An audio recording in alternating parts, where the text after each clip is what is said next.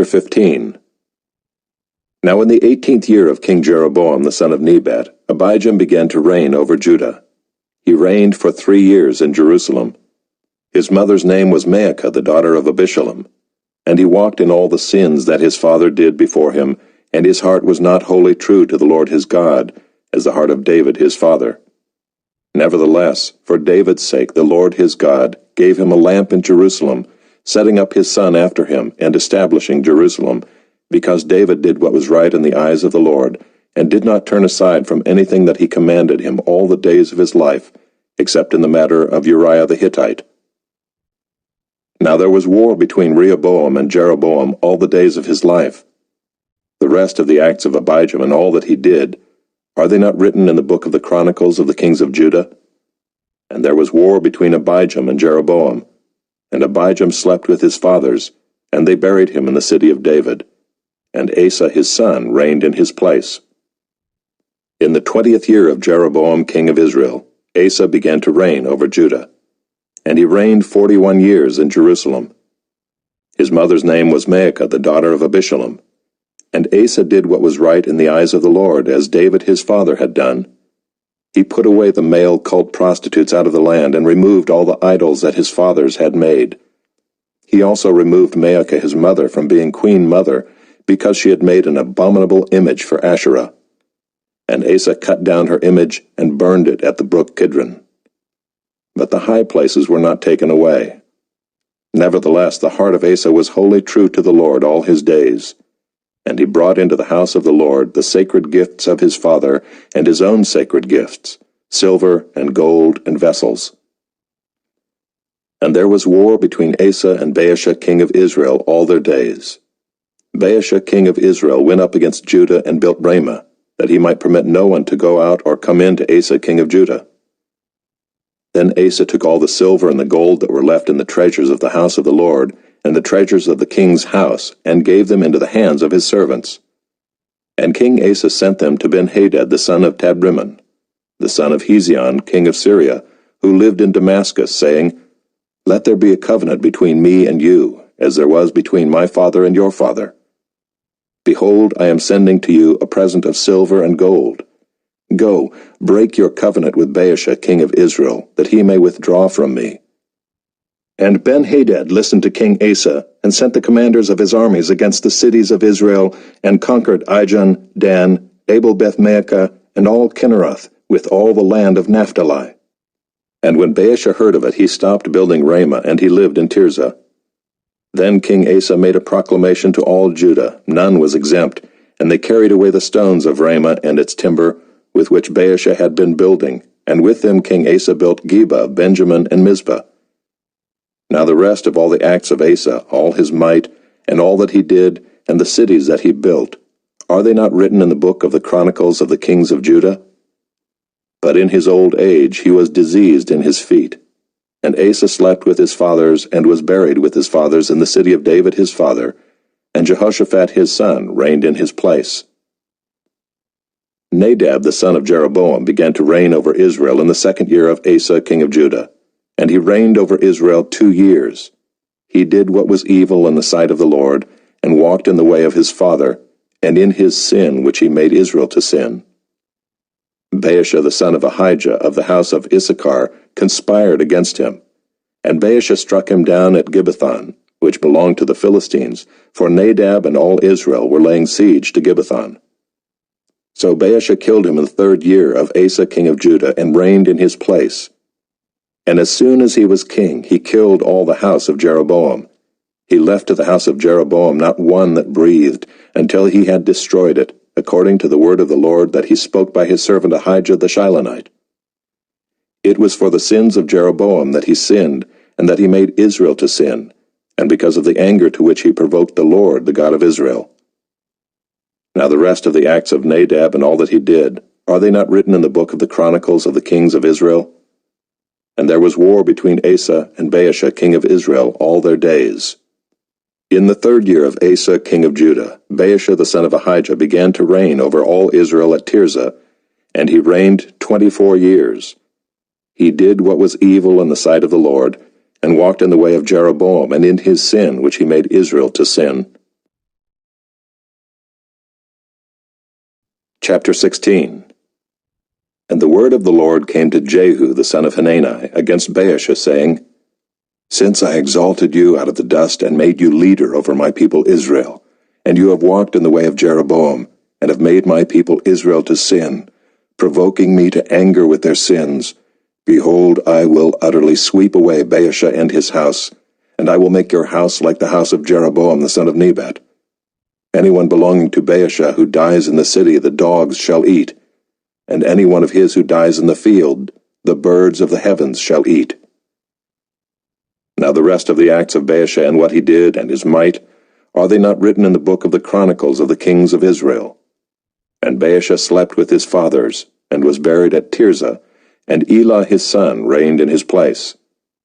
Moreover, the word of the Lord came by the prophet Jehu the son of Hanani against Baasha and his house, both because of all the evil that he did in the sight of the Lord, provoking him to anger with the work of his hands, and being like the house of Jeroboam, and also because he destroyed it. In the 26th year of Asa king of Judah, Elah the son of Baasha began to reign over Israel in Tirzah, and he reigned 2 years.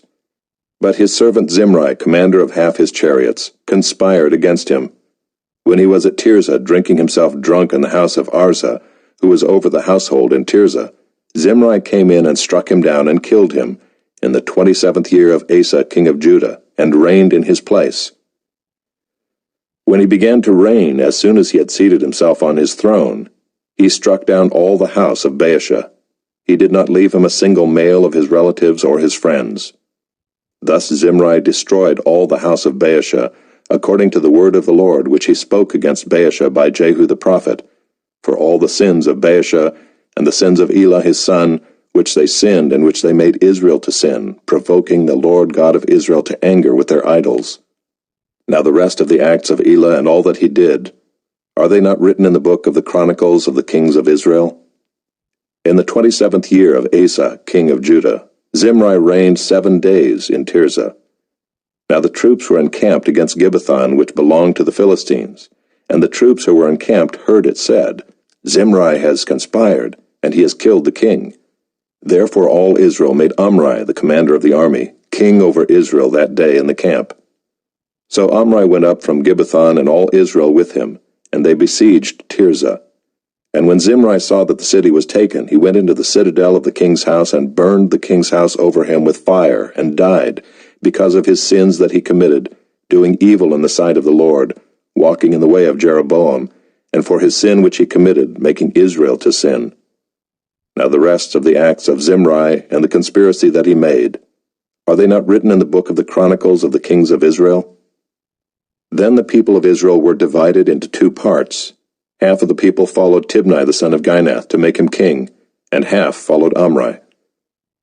But the people who followed Omri overcame the people who followed Tibni the son of Ginath.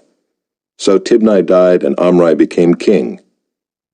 In the 31st year of Asa king of Judah, Omri began to reign over Israel, and he reigned for 12 years. 6 years he reigned in Tirzah. He bought the hill of Samaria from Shemer for 2 talents of silver, and he fortified the hill and called the name of the city that he built, Samaria, after the name of Shemer, the owner of the hill. Omri did what was evil in the sight of the Lord, and did more evil than all who were before him.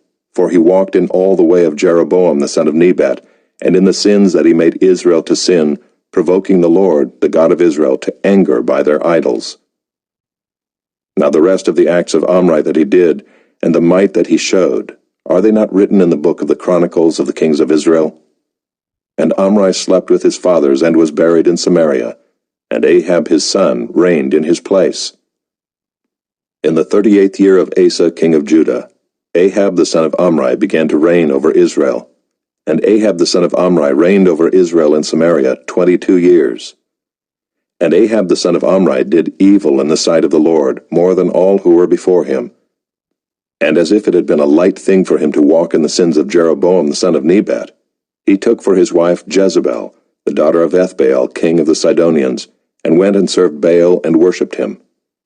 He erected an altar for Baal in the house of Baal, which he built in Samaria. And Ahab made an Asherah. Ahab did more to provoke the Lord, the God of Israel, to anger, than all the kings of Israel who were before him. In his days Hiel of Bethel built Jericho. He laid its foundation at the cost of Abiram his firstborn, and set up its gates at the cost of his youngest son Segub, according to the word of the Lord, which he spoke by Joshua the son of Nun. Chapter 17. Now Elijah the Tishbite of Tishbe in Gilead said to Ahab, As the Lord the God of Israel lives, before whom I stand, there shall be neither dew nor rain these years, except by my word. And the word of the Lord came to him, Depart from here and turn eastward, and hide yourself by the brook Kerith, which is east of the Jordan. You shall drink from the brook, and I have commanded the ravens to feed you there. So he went and did according to the word of the Lord. He went and lived by the brook Kerith that is east of the Jordan. And the ravens brought him bread and meat in the morning, and bread and meat in the evening, and he drank from the brook. And after a while the brook dried up because there was no rain in the land. Then the word of the Lord came to him, Arise, go to Zarephath which belongs to Sidon, and dwell there. Behold, I have commanded a widow there to feed you. So he arose and went to Zarephath, and when he came to the gate of the city, behold, a widow was there gathering sticks. And he called to her and said, Bring me a little water in a vessel that I may drink. And as she was going to bring it, he called to her and said, Bring me a morsel of bread in your hand.